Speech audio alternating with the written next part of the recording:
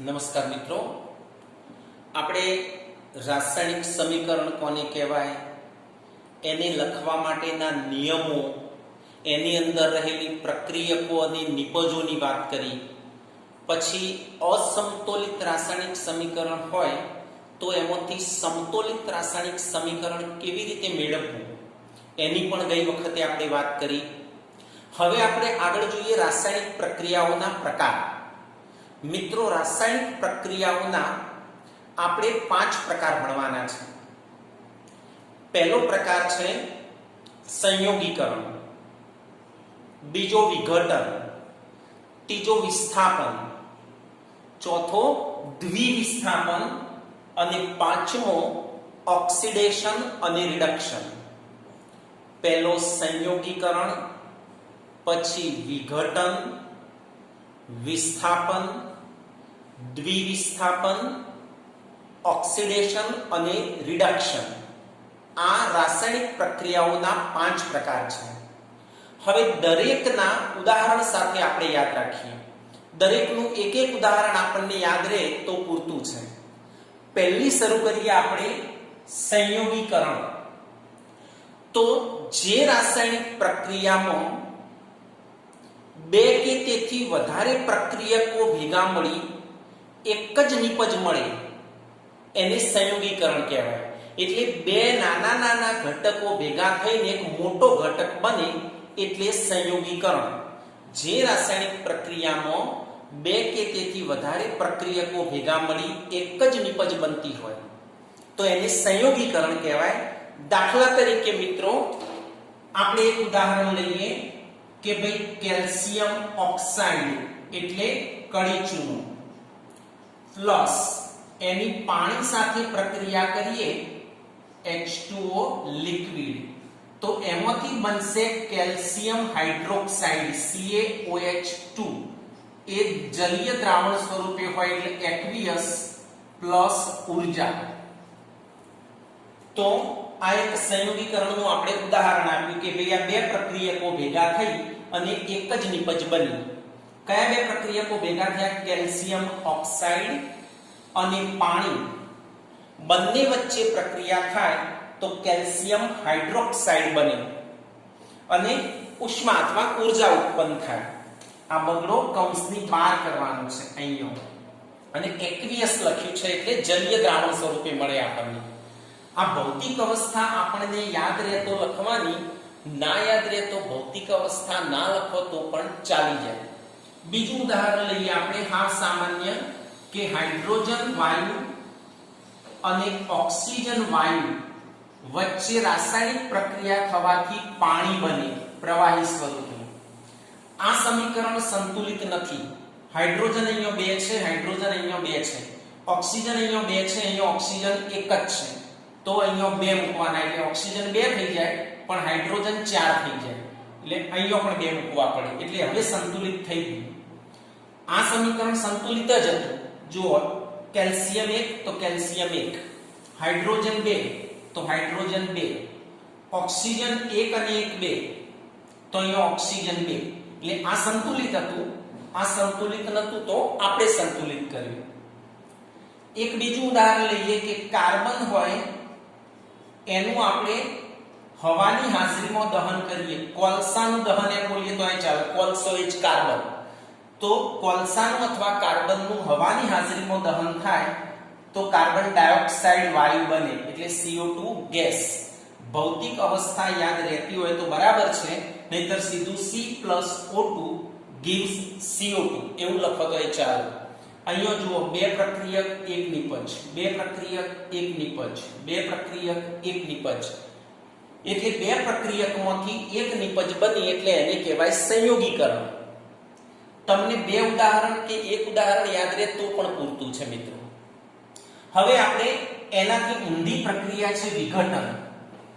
તો જે રાસાયણિક પ્રક્રિયામાં એક પ્રક્રિયકને ઊર્જા આપવાથી એકથી વધારે નિપજો મળે, એટલે 2 નિપજ મળે, 3 નિપજ મળે, એટલે પ્રક્રિયક એક હોય અને નિપજ વધારે મળે તો એને વિઘટન થયું કહેવાય. એટલે મોટાને ભાગી અને એમાંથી નાના નાના ઘટકો વધારે બનાવવાના. એક મોટો ઘટક હોય એને ભાગી અને નાના નાના ઘટકો આપણે વધારે પ્રમાણમાં બનાવીએ એને વિઘટન કહેવાય. એટલે જે રાસાયણિક પ્રક્રિયામાં એક પ્રક્રિયકને ઉર્જા આપવાથી એકથી વધારે નિપજો બને તો તેને વિઘટન કહેવાય. એટલે વિઘટન થઈ ગયું.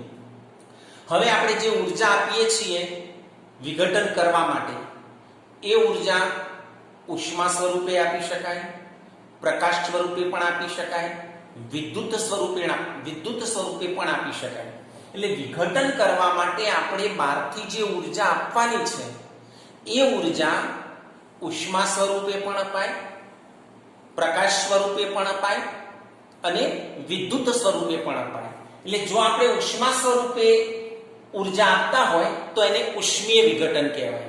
જો આપણે ઉષ્મા સ્વરૂપે ઉર્જા આપતા હોય તો તેને ઉષ્મીય વિઘટન કહેવાય. એનું ઉદાહરણ આપણે લઈએ કે ભાઈ કેલ્શિયમ કાર્બોનેટ, ચૂનાનો પથ્થર ઘન સ્વરૂપે હોય એને આપણે ઉષ્મા આપીએ, અહીંયા ઉષ્મા લખો અથવા આ ઉષ્માનું નિશાન છે એ કરો તો એ ચાલે, તો એમાંથી કેલ્શિયમ ઓક્સાઇડ અને કાર્બન ડાયોક્સાઇડ બે ઘટકો છૂટા પડે, આ ઘન સ્વરૂપે, આ વાયુ સ્વરૂપે. એટલે ચૂનાનો પથ્થર કહેવાય અને અથવા કેલ્શિયમ કાર્બોનેટને ઉષ્મા આપવાથી કેલ્શિયમ ઓક્સાઇડ અને કાર્બન ડાયોક્સાઇડ બને છે. એટલે CaCO3 માંથી CaO+CO2 એક પ્રક્રિયક અને એકથી વધારે મતલબ બે નિપજ એટલે વિઘટન થઈ ગયું કહેવાય. આપણે એવું બીજું ઉદાહરણ લઈએ કે ભાઈ FeSO4 લઈએ, ફેરસ સલ્ફેટ, અને એને ગરમ કરીએ તો એમાંથી બનશે Fe2O3 + SO2 + SO3. આ ઘન સ્વરૂપે હોય, આ ઘન સ્વરૂપે બને અને આ SO2 અને SO3 બે ગેસ છે, સલ્ફર ડાયોક્સાઇડ અને સલ્ફર ટ્રાયોક્સાઇડ. સંતુલિત નથી, અહીંયા Fe2 છે, અહીંયા Fe1 જ છે, અહીંયા Fe2 છે, અહીંયા Fe1 જ છે, એટલે અહીંયા આગળ 2 મૂકવા પડે. સલ્ફર અહીંયા ગણીએ તો 2 થશે, તો અહીંયા સલ્ફર 2 થઈ ગયા. ઓક્સિજન ગણીએ તો 4 × 8 થશે, 4 × 8 ઓક્સિજન. આ બાજુ 3, 2 5 અને 3 8. તો હવે એ સંતુલિત થઈ ગયું છે. જો આપણે પ્રકાશ સ્વરૂપે ઉર્જા આપીએ તો એને પ્રકાશીય વિઘટન કહેવાય. જો પ્રકાશ સ્વરૂપે આપણે ઉર્જા આપીએ અને એકમાંથી બે ઘટકો બની જાય તો એ પ્રકાશીય વિઘટન કહેવાય. દાખલા તરીકે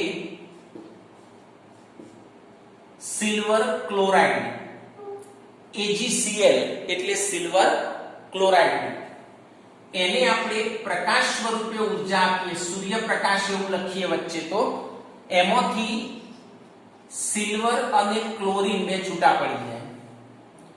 હવે અહીંયા આપણે AgCl સોલિડ હોય, સિલ્વર ધાતુ સોલિડ અને ક્લોરીન વાયુ એટલે ગેસ. એ ભૌતિક અવસ્થાઓ ખબર ના હોય તો ના લખીએ તો ચાલી જાય. સંતુલિત કરીએ આપણે. Ag1 છે, Ag1 છે, Cl1 છે, પણ અહીંયા Cl2 છે, તો અહીંયા 2 મૂકવા પડે. Cl2 કરવા માટે આપણે 2 મૂક્યા તો Ag પણ 2 થઈ જાય, તો અહીંયા Ag ના આગળ આપણે 2 મૂકવા પડે. એટલે આ સંતુલિત થઈ ગયું કહેવાય. એવું જ એક બીજું લઈએ, સિલ્વર બ્રોમાઇડ, AgBr. આ AgCl હતું એના બદલે AgBr એટલે સિલ્વર બ્રોમાઇડ.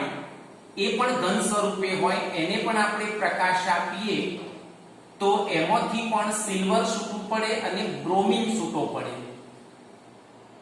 તો અહીંયા સોલિડ, આ સિલ્વર ધાતુ ચાંદી આપણને ખબર છે ઘન સ્વરૂપે હોય અને આ વાયુ સ્વરૂપે હોય. Ag અહીંયા સરખા જ છે, અહીંયા Br1 છે ને અહીંયા Br2 છે, તો સંતુલિત કરવા માટે અહીંયા 2 મૂકવા પડે. અહીંયા પાછળ 2 ના મુકાય ક્યારે, તો Ag પણ 2 થઈ જાય, તો અહીંયા 2 મૂકો તો એ પૂરું થઈ જાય. હવે આપણે વિદ્યુત વિભાજન એટલે જો વિઘટન કરવા માટે વિદ્યુતની જરૂર પડે તો એને વિદ્યુત વિભાજન કહેવાય. વિભાજન માટે વિદ્યુતની જરૂર પડે, વિદ્યુત આપવાથી વિઘટન થાય તો એને વિદ્યુત વિભાજન કહેવાય. દાખલા તરીકે પાણી છે H2O, એને આપણે વિદ્યુત પ્રવાહ એમાંથી પસાર કરીએ તો અહીંયા લખવાનું વિદ્યુત પ્રવાહ તો હાઇડ્રોજન વાયુ અને ઓક્સિજન વાયુ છૂટા પડશે, ગેસ સ્વરૂપે હોય એટલે G લખ્યા છે. સંતુલિત નથી, અહીંયા હાઇડ્રોજન 2 છે, અહીંયા હાઇડ્રોજન 2 છે, અહીંયા ઓક્સિજન 2 છે, અહીંયા ઓક્સિજન 1 જ છે. તો 2 કરવા માટે આગળ 2 મૂકો તો હાઇડ્રોજન 4 થઈ જશે. તો અહીંયા હાઇડ્રોજન 2 જ છે એટલે 4 કરી દીધા. એટલે મિત્રો જુઓ એકદમ સરળ છે, આ બધી વિઘટન પ્રક્રિયાઓ છે. આ ઉષ્મા આપવાથી વિઘટન થાય બંનેમાં.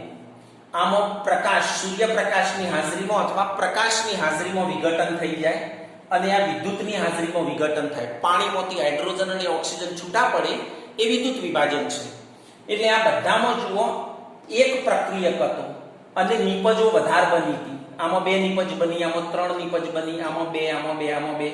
એટલે એક પ્રક્રિયકમાંથી નિપજો 2 અથવા 2 થી વધુ અથવા 1 થી વધુ એમ લખીએ તો એ ચાલે. એટલે પ્રક્રિયક 1 હોય, નિપજો વધારે હોય તો એ વિઘટન થયું કહેવાય. પ્રક્રિયક વધારે હોય અને નિપજ 1 હોય તો એ સંયોગીકરણ કહેવાય. તો મિત્રો એકદમ સરળ છે આ વાતો. રાસાયણિક પ્રક્રિયાઓના પ્રકારમાંથી આપણે 2 પ્રકાર ભણ્યા. સંયોગીકરણ, 2 ઉદાહરણ યાદ રહે તો બહુ છે. અને વિઘટન, એમાં ઉષ્મીય વિઘટન, પ્રકાશીય વિઘટન અને વિદ્યુત વિઘટન મતલબ વિદ્યુત વિભાજન. એનું પણ એક ઉદાહરણ આપણને યાદ રહે તો પણ પૂરતું છે. ભૌતિક અવસ્થા યાદ રહેતી હોય તો લખી શકાય, ના યાદ રહેતી હોય તો વાંધો નહીં. તો તમારે આટલું કામ કરીને મને મોકલાવાનું. રાસાયણિક પ્રક્રિયાઓના પ્રકાર લખવાના અને આ બંને વિશે ટૂંક નોંધ લખી દેવાની.